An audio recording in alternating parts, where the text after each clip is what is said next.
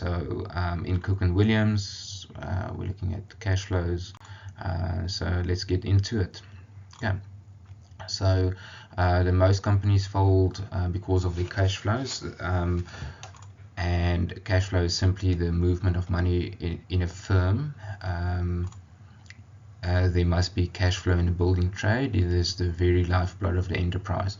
If you imagine a construction site and a project, you know what your income and your expenditure would be more or less, but the cash flow is actually the means of doing that. Remember, during the workshop and during the lectures, I spoke extensively about your capital outlay and your deficit of actually only getting your payment after the second month after you've already started with your work. So you have to carry the project for a while. So it's important for you guys to grasp the idea of that I need to take out a loan or have credit to carry the project while I'm waiting for my income. Okay, bank loans or funds invested in a company by the shareholders, okay, or bank loan. The client can also run into a financial difficulty, and that's something that one should also consider. So it's always worthwhile to make sure that the contract that you've been appointed for, that the client actually has the necessary funds available to pay you in the end, and pay you timeously. That's the main thing. Sometimes the client doesn't have money, and then they only pay you after 90 or 120 days, which will have an extra effect on your cash flow. Okay, so then the next thing is client provides the capital. It's borrowed or it's through shareholders. His position is always negative until he gets income. Okay, and then the contractor relies on interim or stage payments and has to pay wages, material, subcontractors, etc. Thus, also he has to rely on credit, client and contractor cash flow. Okay, so let's have a look at the client's cash flow. I'm not going to go into this too much. You can see, go through these tables on your own accord. Please do so, because I will expect you guys to actually be able to discuss this in a question or so.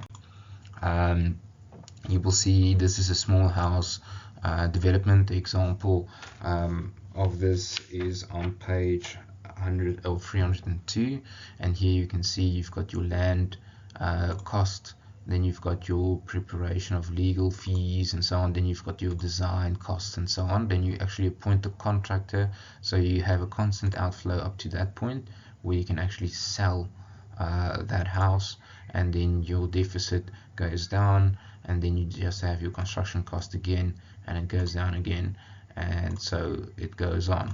Okay, so in this range here is where the client actually gets his income.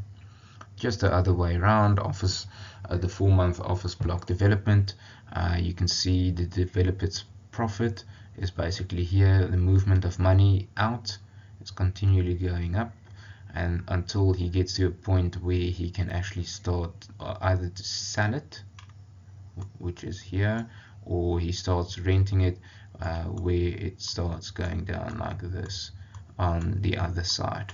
Okay, fairly straightforward graphs, which I think you guys do comprehend. Okay, then we get to our let me just scroll down to see what the heading is. Then the cash flow forecasting.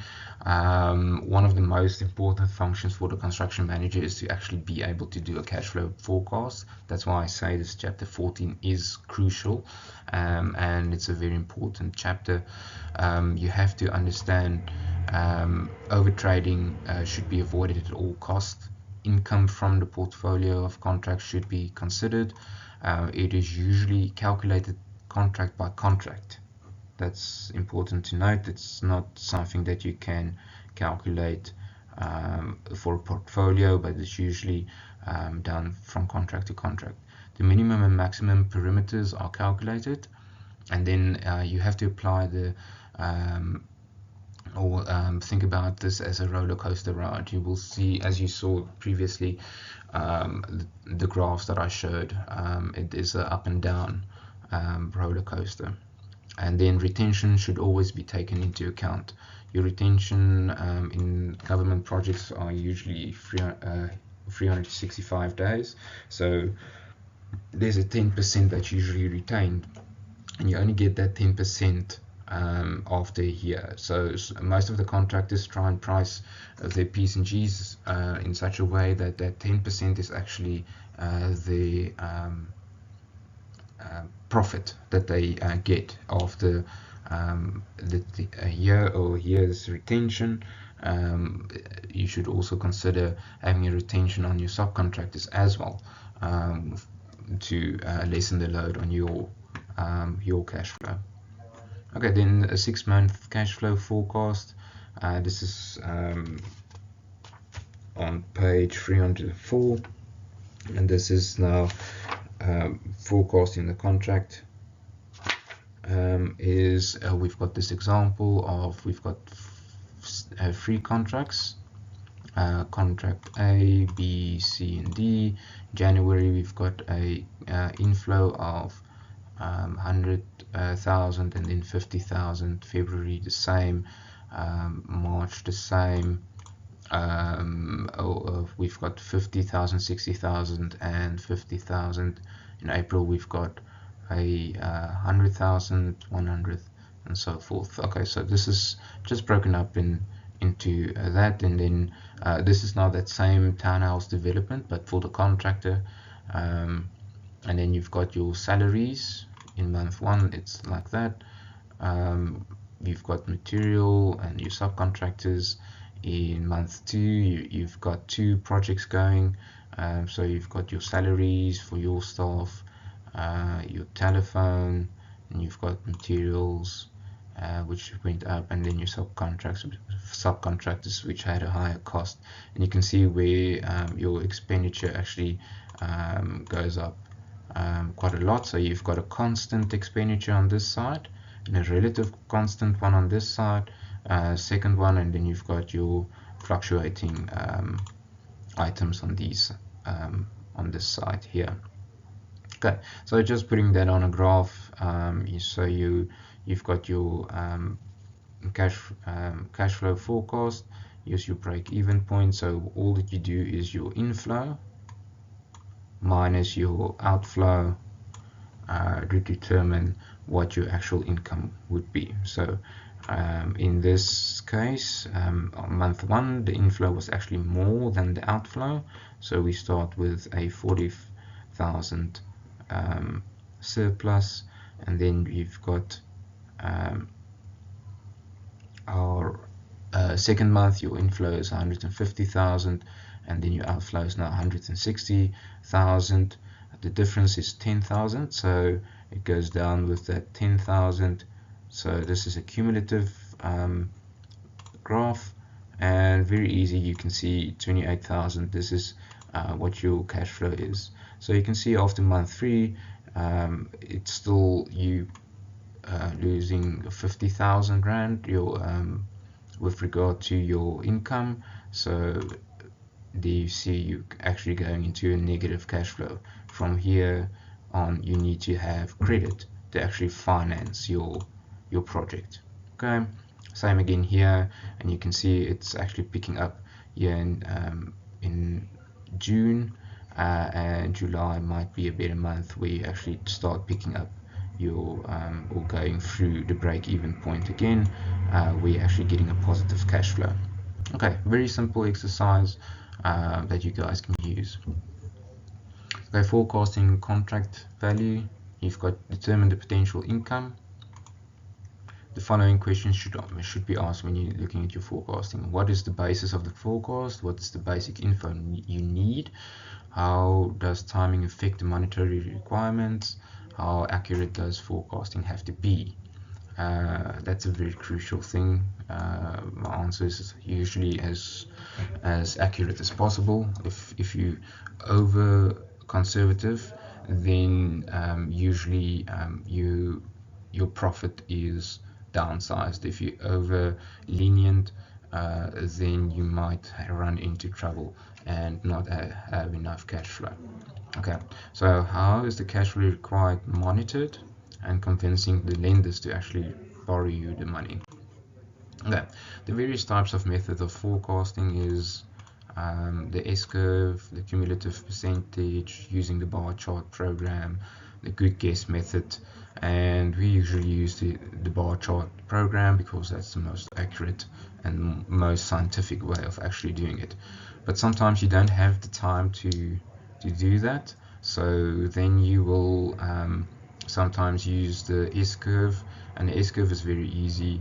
You've got a 3/4 or a quarter and 3/4 rule.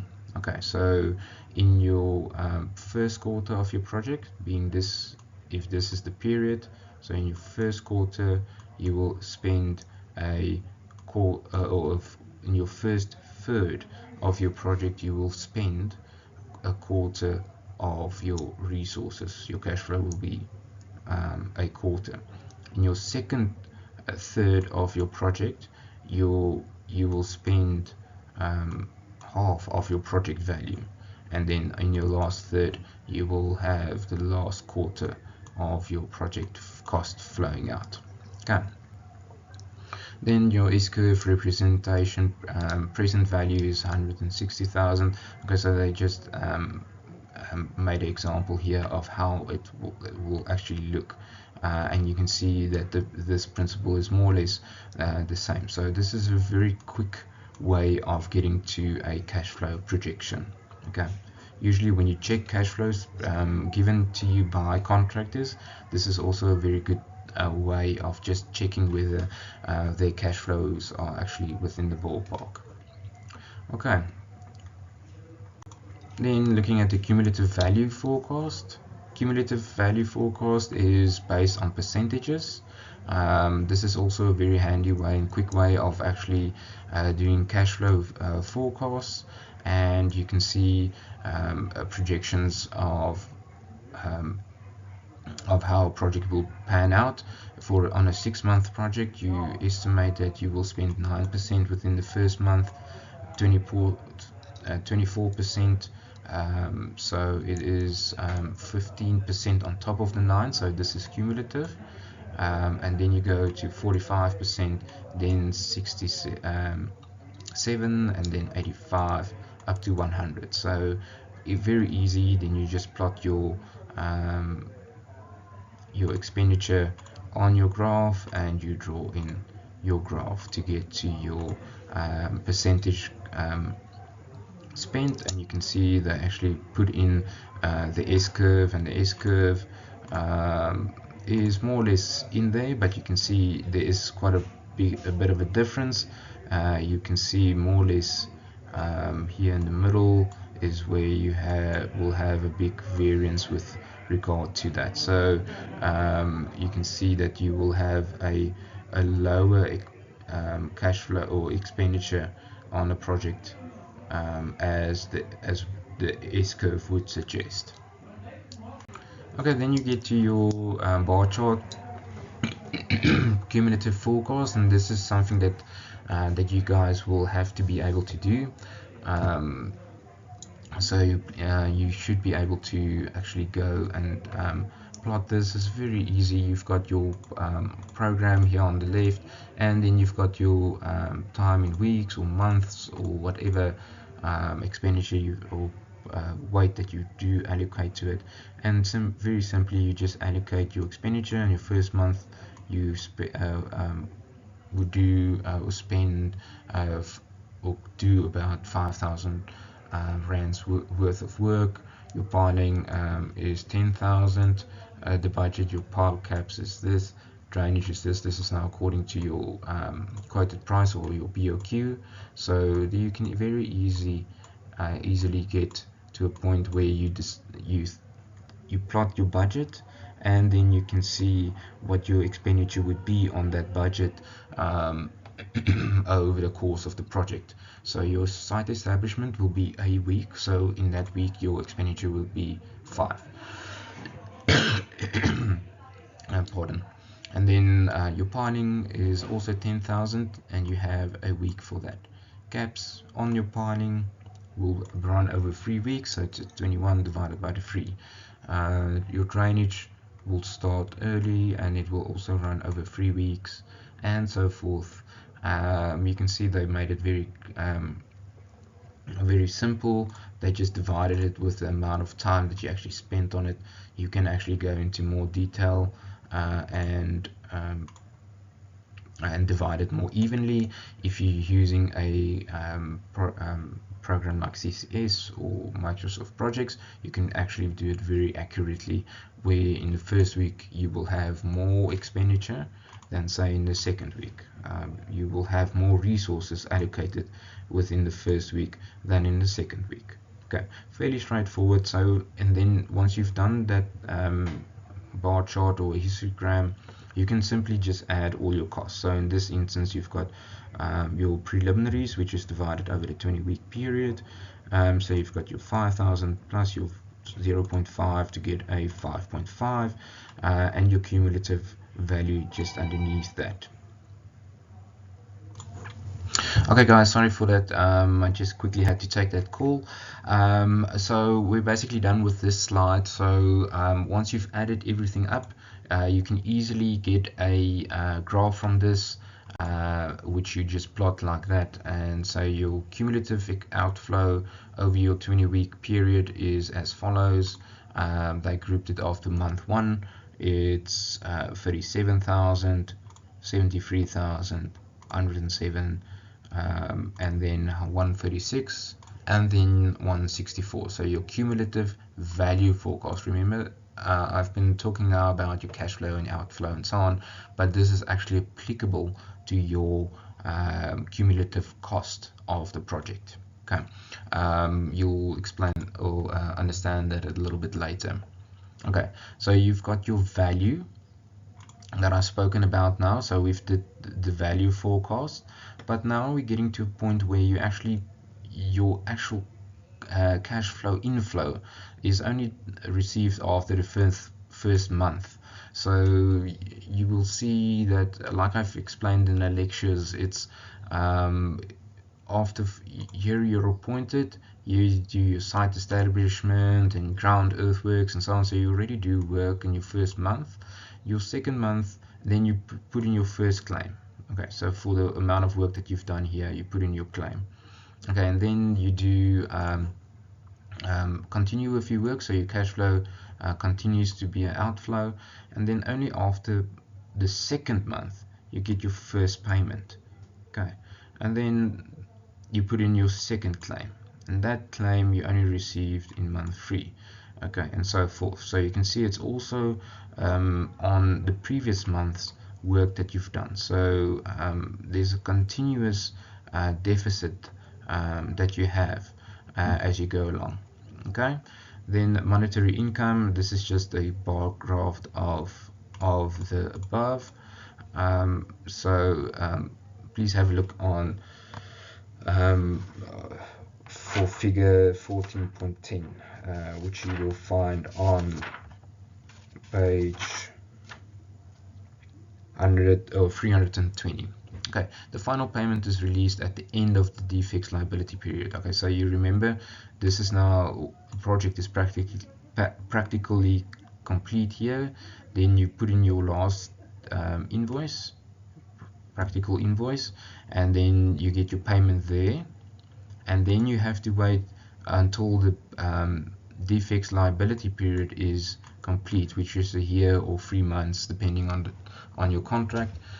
So you only get it after a while on this side. Okay, the movement of money, and the first 2 months the contractor may not get an income. The contractor will be paying money for wages, materials, subcontractors. Okay, so this is just a theory of what I've just explained. Some income is generated with income. Figure 14.12 only you only break even after 6 months. Okay, in the example that that they've got on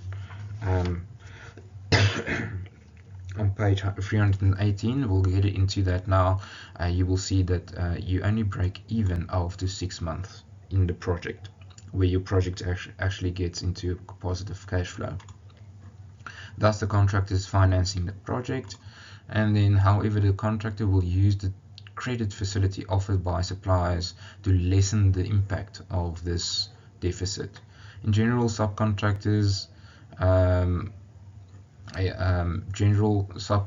you pay within 2 to 3 weeks, and suppliers will be paid according to their terms, 30 days after delivery or so. And it really depends on how it works. In South Africa, it's very much a system of get paid when you are paid, which the new contracts are trying to alleviate, so that because some of the subcontractors did suffer quite a lot through this process. Okay. The credit system works well if all the links in the chain holds. You can think about if one person doesn't pay, that's where the whole derailment of paying your subcontractors only when you get paid impacts them quite a lot, especially with clients who can't pay, and then you can't pay your subcontractors, and the subcontractors can't pay their suppliers, and there's a whole spin-off of that.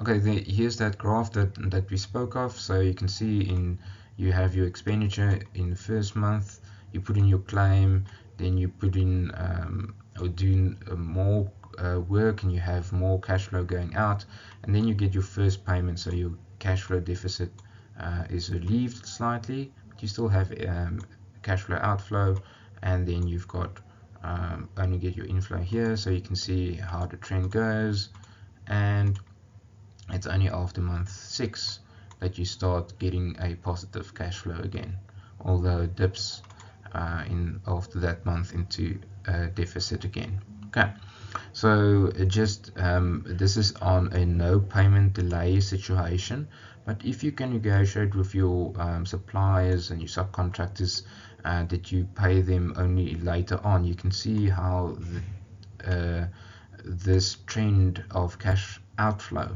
is actually alleviated, so that it doesn't go down as sharply as it went down here in normal circumstances. So you can see after the first month you're actually getting a bit of a positive cash flow, and then you dip back into that, and you can see overall your cash flow deficit is much less. So the amount of money that you have to borrow to finance this project is actually lessened, whereas you would have had to borrow that amount of money now at one stage. Now you only have to have this amount as stated. Okay, and then the main thing about getting stuff alleviated is to prevent as much interest as possible, because interest eats into your actual profit. Okay. Working capital. Okay, so working capital is the amount needed to keep the ship sailing. Okay, that is now that deficit that I spoke about earlier. So your minimum cash flow on normal circumstances is like this, and then your maximum cash flow is actually calculated like that. Okay, and then if you have your payment delay situation, your optimal trend actually looks much better with your secondary graph, or your capital requirement, contractors working capital requirements, is much lessened. So your minimum cash flow is relieved, and your maximum cash flow calculations is much better than it would be in a normal contract. Okay, so this is your worst case scenario here at the bottom, and your best case scenario here at the top.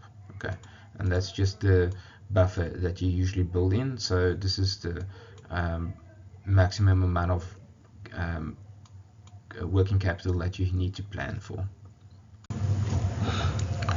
Okay guys, this is that slide that had that slight mistake during the workshop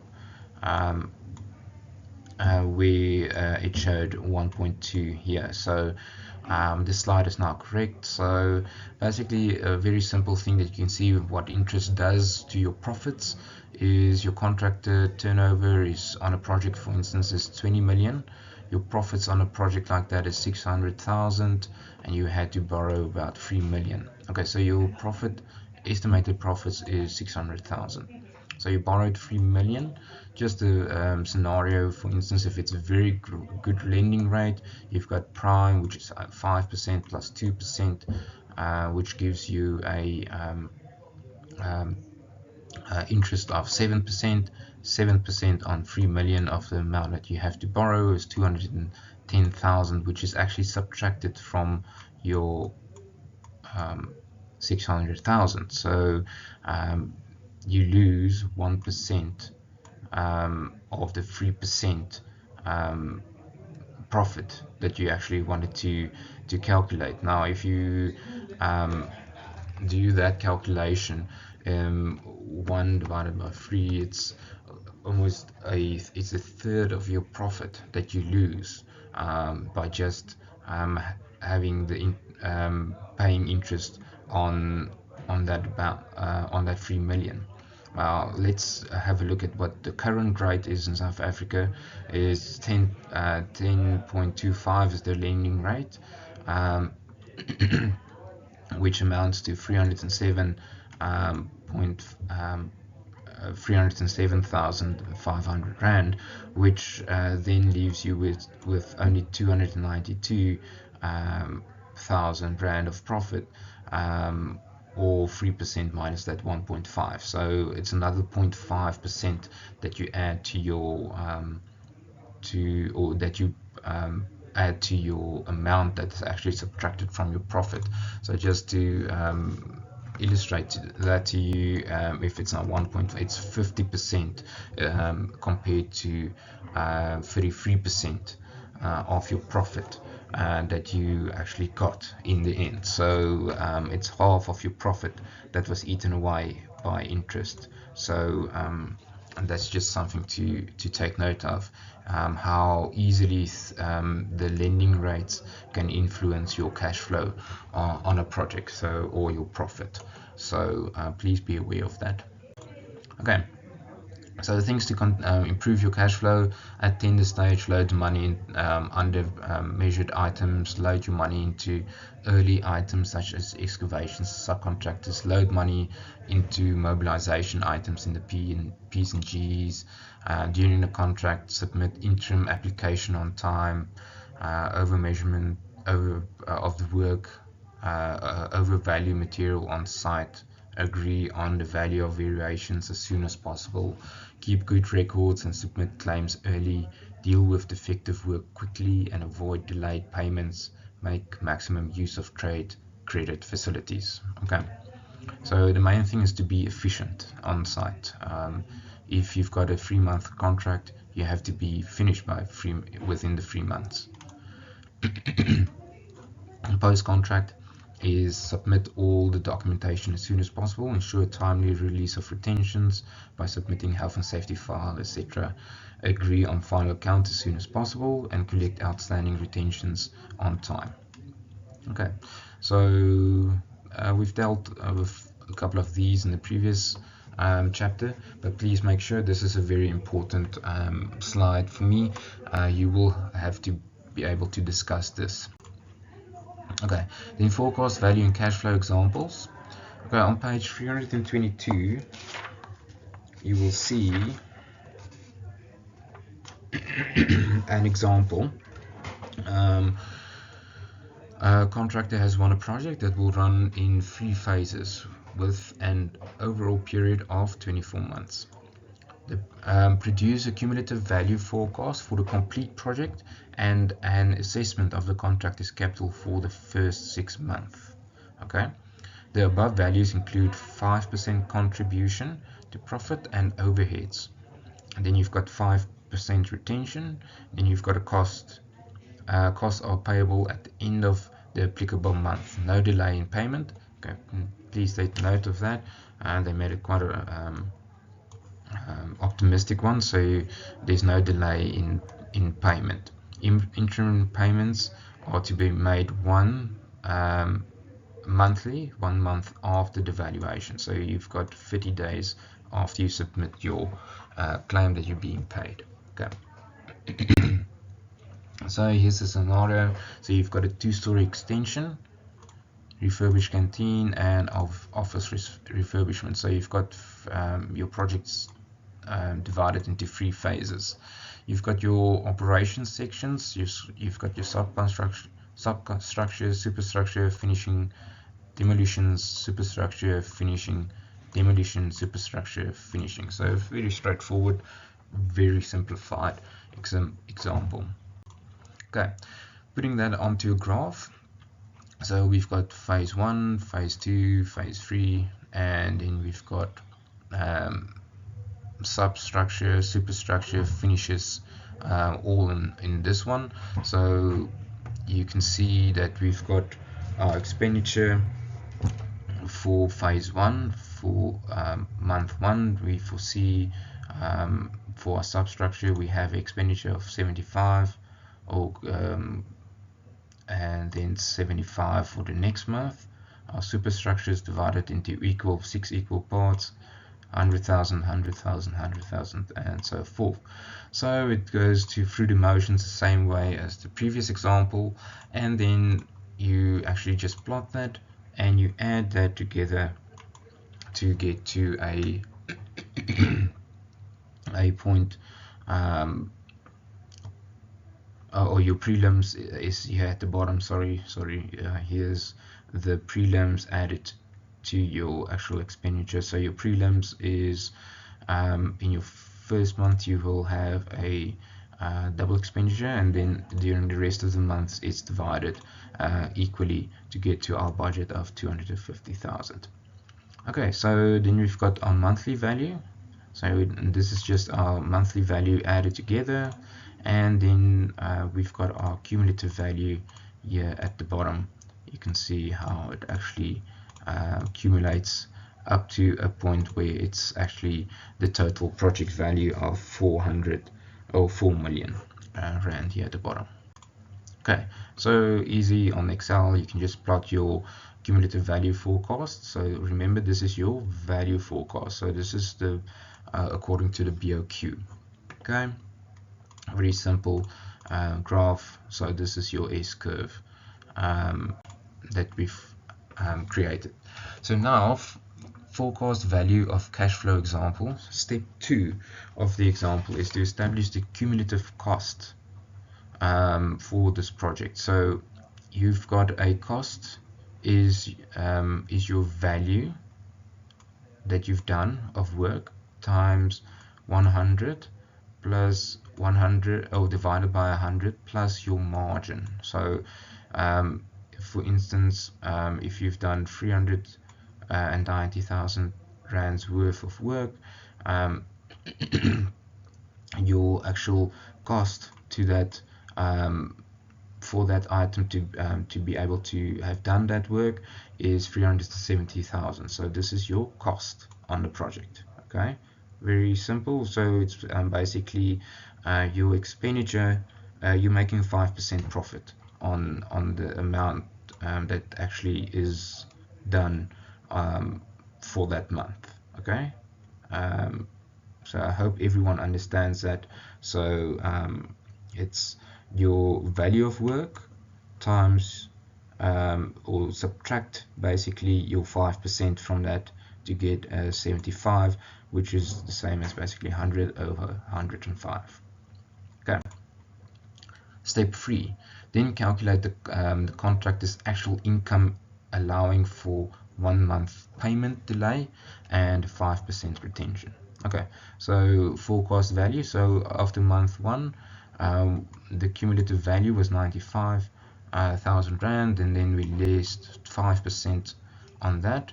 So this is our actual amount that we could claim. Okay, per month. Okay, so this is now for your income that we're calculating now. So we've got 90,000 is our actual income, which you put in after month or at the end of month. Let me just get my bearings, that you put in after the first month, and then you only receive your payment after the second month. Okay, so this is your cash flow inflow, and this is that 90,000 that's projected there. Okay. Okay, so that's more or less how it works. So step 4, plot is sawtooth diagram for the first 6 months on the project using the cumulative cost and payment figures calculated above. Money out is plotted downwards at an angle, and money in payment is plotted upwards. Okay, I didn't do that. I don't know how to do that on Excel, to be honest, but it's easy to do it by hand. But for our purposes, it's not that important. The biggest thing that you can get from that is usually what type of amount of capital you need for your project. So you can see that graph is on page 325, and it had graph 14.16. Okay, so here we go. So you can see after the first month, this is your cash flow deficit, and it still goes down, and then you can actually calculate what your value escalation is, and you can see after the month 6 you will have your biggest deficit. Cash flow funding profile to month 6 project is in a cash flow deficit position for the whole of the period. So we're still not picking up our heads and getting close to the break-even point. Okay, so I think that's fairly straightforward. Step 5, and this is what you guys will have to be able to do for me, is display the maximum and minimum working capital required in the form of a table. So you have month 1, your cash outflow. Yeah, I just did the calculation, so there's a couple of zeros that has to be added here. Is after month 2 is 260, 81,000. Then you saw what we had there is the 353,000. So on Excel, it's very easy just to pull that formula through to actually get that deficit. So this is a very typical question that I might ask, where you have to calculate what your capital outlay will be, or your maximum working capital that you will need to finance this project will be within the first 6 months, for instance. Okay, and that's more or less it. I'll put on a little example for you guys on this, so please note and watch Blackboard to see a requirement for a little assignment that I want you guys to do for me on this. Thank you.